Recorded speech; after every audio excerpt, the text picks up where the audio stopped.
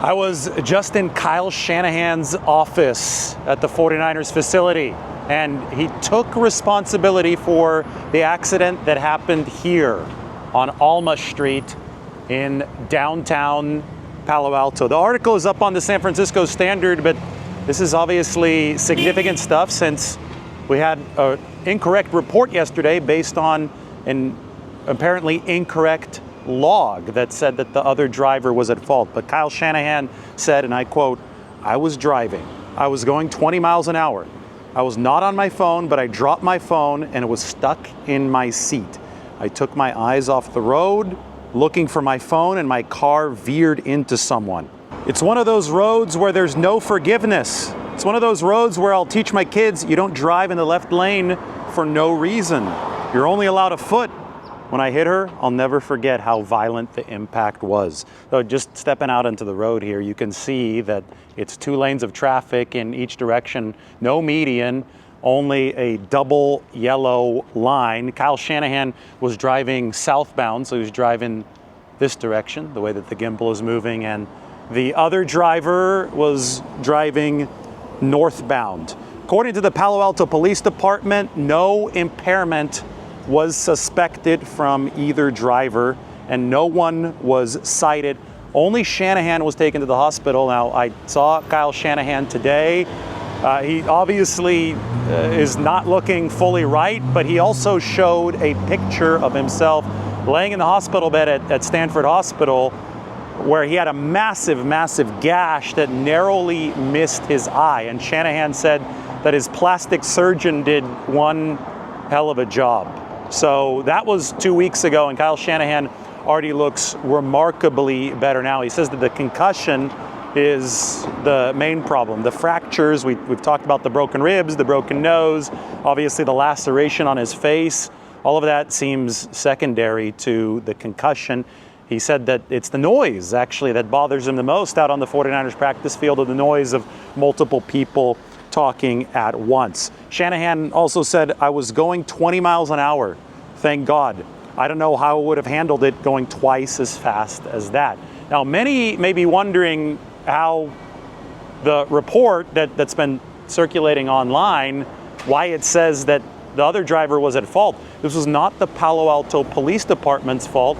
Apparently, once the police department submitted it to the state of California, there was a clerical error where there are a couple columns and you check mark who is at fault, and the other driver was accidentally selected to be at fault. Shanahan says that he feels terrible for the other driver now that this has gone fully public with people saying that it was the other driver's fault.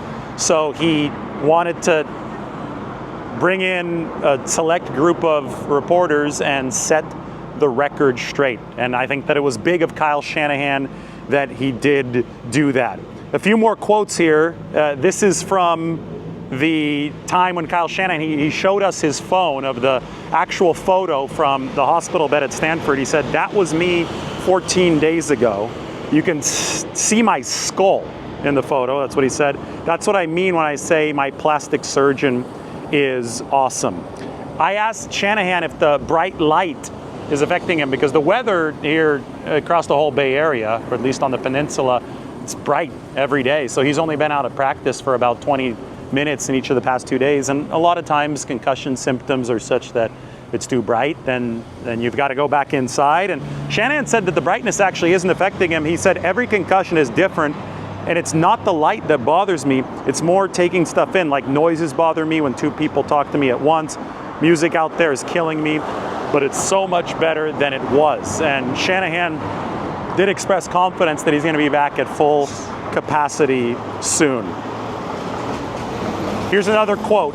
"It crushed me hearing the other driver getting blamed for it, and to hear people think that people are hiding something for me." Obviously, there's been some idiotic controversy about how long it took to get reported, but that very clearly is not something that is a cover-up in this case. Shanahan said, "I think people are good people and recognize that it's a personal thing. Yes, what happened right here was an accident. There was no alcohol, no drugs involved, no criminal activity involved.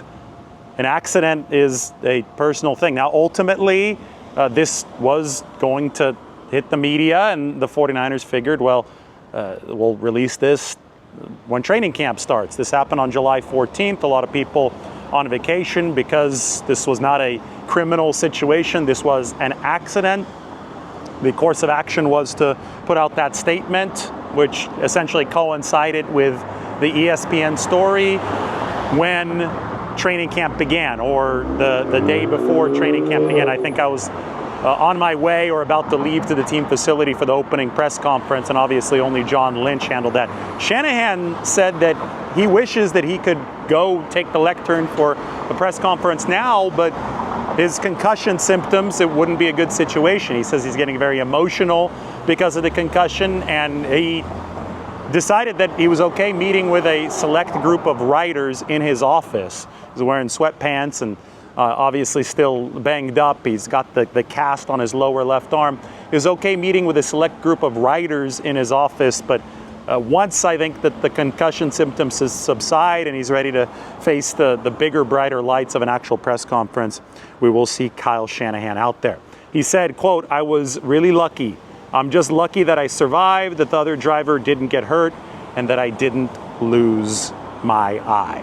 49ers today had a jog through a training camp. They will continue with another practice tomorrow. We'll probably see Kyle Shanahan on the field for part of it, but you can put all the crazy conspiracies to rest. Kyle Shanahan took responsibility, took fault for the accident. I think that is something big of him. I think that is something that an honest person would love to do, which he did, because you don't want that weighing on your conscience, especially because of the apparent clerical error that had the other driver at fault.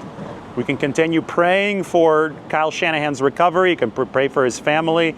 The other driver was not injured here, which is part of the good news coming out of all this, but very clearly a traumatizing incident for both Kyle Shanahan, his wife, Mandy Shanahan, and of course the rest of his family. And we could all be thankful that Kyle Shanahan is on his way to recovery, but that concussion and those symptoms are still very, very real.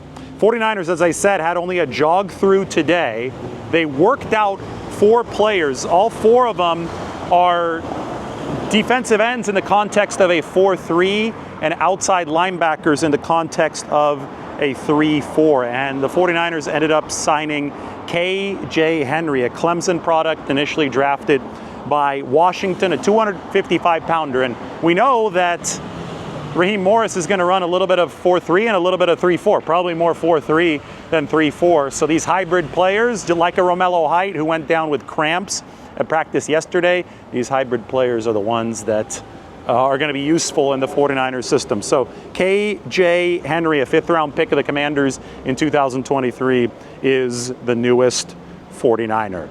Quinton Bell, Victor Dimukeji, and Titus Leo were the 49ers' other tryout players today. But it's K.J. Henry added, and the 49ers are going to be back out at practice tomorrow. So that is the update. I was in Kyle Shanahan's office today. The picture was horrific that I saw, but he's doing much better. He took fault for the accident that happened here in Palo Alto, and we'll check in with you next time.